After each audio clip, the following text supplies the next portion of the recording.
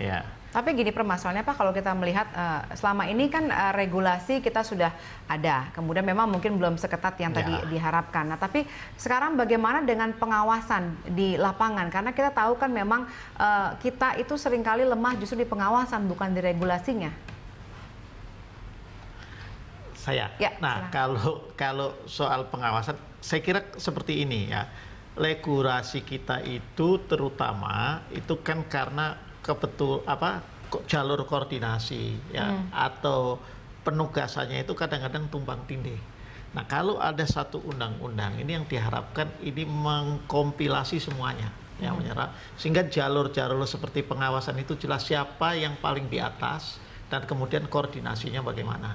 Kalau sementara ini kan barangkali antara Kementerian Kesehatan dengan Kementerian Perindustrian itu kan beda-beda dan berjalan sendiri-sendiri, tidak ada yang mengkonekkan. Nah, undang-undang ini yang diharapkan untuk bisa menghubungkan satu sama lain. Seperti katakanlah kalau sekarang itu penanganan narkotika itu kan dengan adanya BNN itu kan lebih terkoordinasi ya.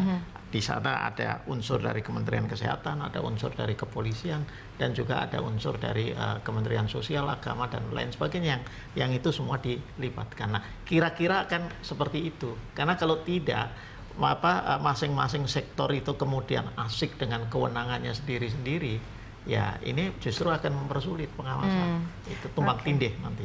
Baik, itu dari satu sisi, yaitu tersedianya zat-zat kimia yang bisa digunakan sebagai racun. Nah, kemudian kalau misalnya kita lihat sekarang kelompok teror ini begitu berkembang begitu di Indonesia. Nah, misalnya dari Pak Wan sendiri sebagai pengamat, Anda menilai dari pihak kepolisian sudah cukupkah mereka untuk misalnya mengantisipasi atau melerai sehingga akhirnya kelompok-kelompok ini tidak semakin berkembang dan menjamur di Indonesia seperti kata tadi, bahkan bisa merekrut dari sejak mereka masih di bangku kuliah? Kepolisian itu khususnya di Brimob itu memang ada bagian khusus mengenai pendeteksian Nubika.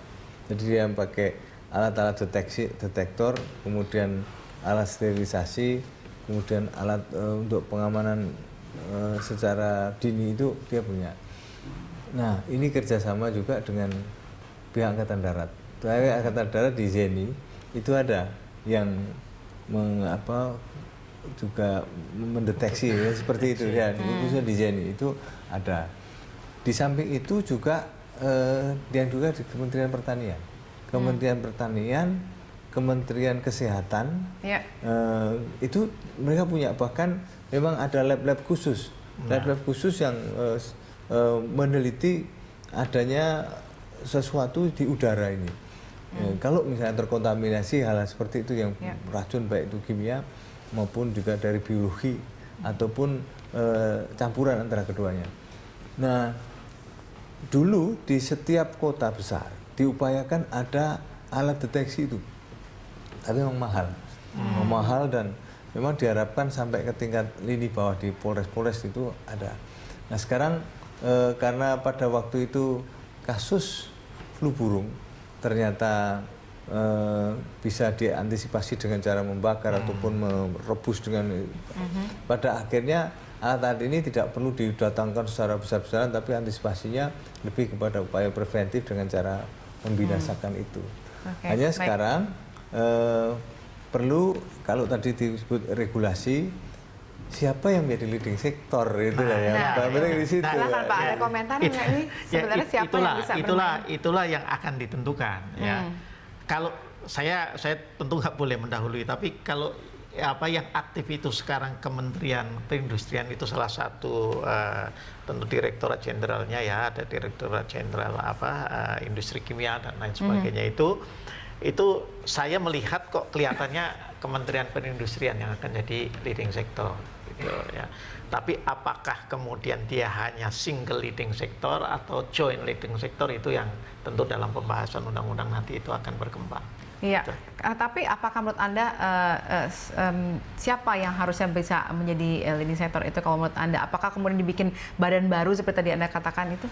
Saya kira tidak usah terlalu banyak badan gitu kan, malah juga tidak jelas gitu.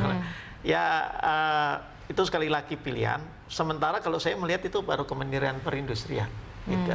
Hanya kemudian ketika kaitannya dengan tadi ya, baik pencegahan maupun penindakan. Ini kan kalau sudah kejadian kan seperti pertolongan pertama, Pak. Itu kan itu alurnya itu yang harus jelas ya. Nah, ini yang saya kira memang harus diinikan di undang-undang.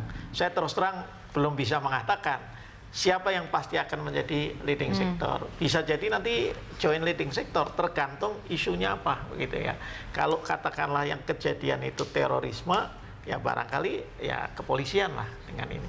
Tapi kalau yang terjadi misalnya katakanlah industri itu meledak, Pak, atau kebakaran sehingga menimbulkan juga itu apa katakanlah keracunan massal atau apa dampak yang massal, itu bisa jadi Kementerian Perindustrian. Baik. Pak Wawan, singkat saja, menurut Anda apa yang perlu dilakukan polisi terhadap ancaman ini dalam waktu dekat?